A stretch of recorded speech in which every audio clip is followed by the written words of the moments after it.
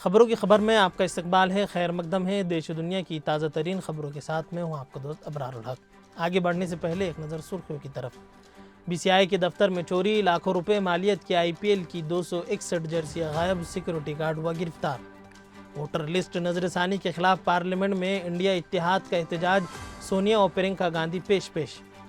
Police اور ہندوتوا ہجوم نے کارگل جنگ لڑ چکے سابق فوجی حکیم الدین کو غیر ملکی قرار دے کر شہریت کے ثبوت مانگے، خاندان نے لگایا الزام۔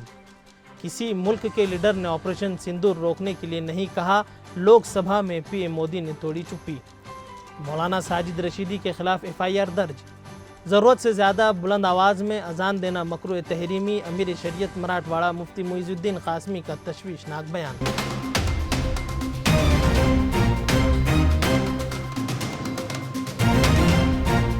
یہ ہے خبروں کی خبر اور آپ دیکھ رہے ہیں خبروں کی خبر ٹی وی۔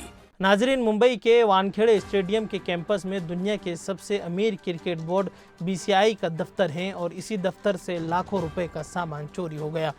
ایک شخص کو اس معاملے میں پکڑا بھی گیا ہے جو دفتر کی سیکورٹی ٹیم میں شامل بتایا جا رہا ہے۔ بی سی آئی کو اس چوری کی اطلاع تب ہوئی جب بورڈ کا انٹرنل آڈٹ ہوا۔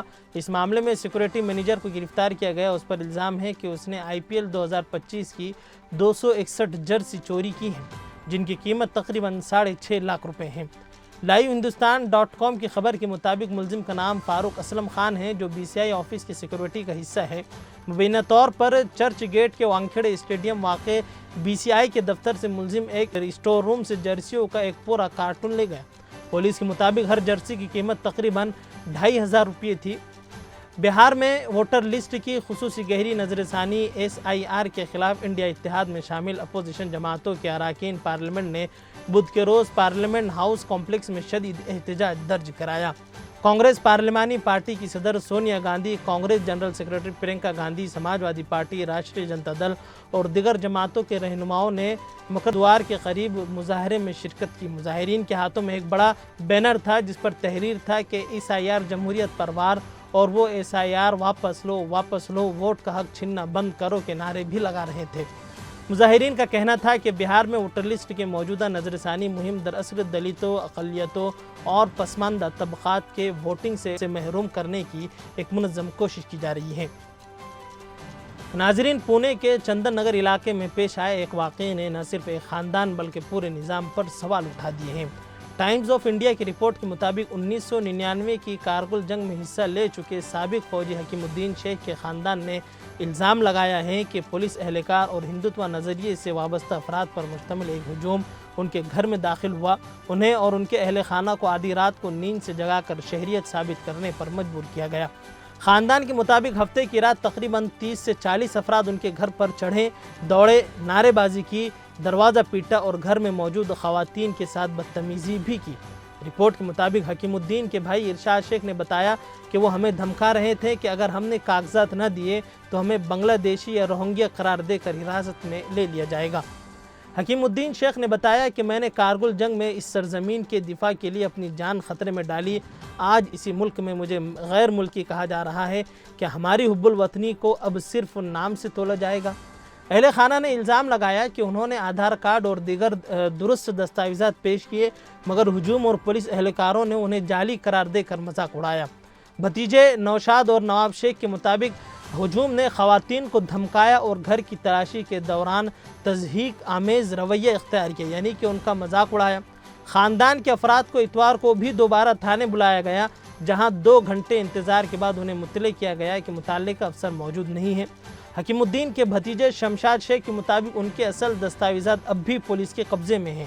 خاندان کے مطابق حکیم الدین کے علاوہ ان کے 2 بھائی نعیم الدین اور محمد سلیم بھی فوج میں خدمات انجام دے چکے ہیں اور بالترتیب 1965 اور 1971 کی جنگ میں شریک رہ چکے ہیں۔ ارشاد شیخ نے کہا ہے کہ ہم نے فوج میں نسلوں تک کی خدمات دی کہ اب بھی ہمیں اپنی وفاداری ثابت کرنی ہوگی۔ پولیس نے میڈیا کو بتایا ہے کہ انہیں کچھ مشکوک افراد کی موجودگی کی اطلاع ملی تھی اور کارروائی اسی بنیاد پر کی گئی ہے، مگر خاندان نے الزام عائد کیا کہ یہ کارروائی منظم طریقے سے صرف مسلم نام والے خاندان کو ہراساں کرنے کے لیے کی گئی۔ خاندان نے اس واقعے پر آزاد عدالتی تحقیقات کا مطالبہ کیا اور کہا ہے کہ یہ صرف ایک گھر پر چھاپہ نہیں بلکہ اس ملک کے وفادار فوجیوں کی عزت پر سراسر حملہ ہے۔ वज़ीर आज़म नरेंद्र मोदी ने मंगल को लोकसभा में कहा है कि ऑपरेशन सिंदूर के दौरान दुनिया के किसी रहनुमा ने पाकिस्तान के साथ फौजी कार्रवाई रोकने के लिए नहीं कहा था। अपोजिशन के इन इल्ज़ामात का हवाला देते हुए पाकिस्तान के खिलाफ फौजी कार्रवाई अमरीकी सदर डोनाल्ड ट्रंप के दबाव पर की गई। वज़ीर आज़म ने कहा कि ऑपरेशन सिंदूर के दौरान दुनिया के किसी भी रहनुमा ने उसे रोकने के लिए हमें नहीं कहा।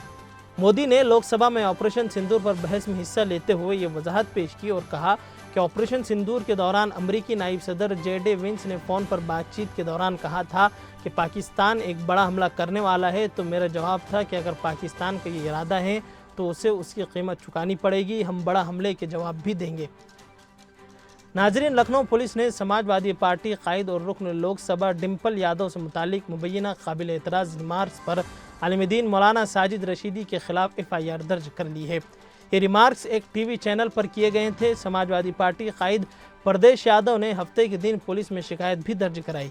परदेश यादव के बमूजब मौलाना साजिद का तबसरा न सिर्फ डिम्पल यादव पर हमला है बल्कि तमाम खवातीन की बेइज्जती है। मौलाना ने दिल्ली के संसदास मीटिंग में डिम्पल यादव और रुकन पार्लियामेंट इकरा हसन ने भी शिरकत की थी।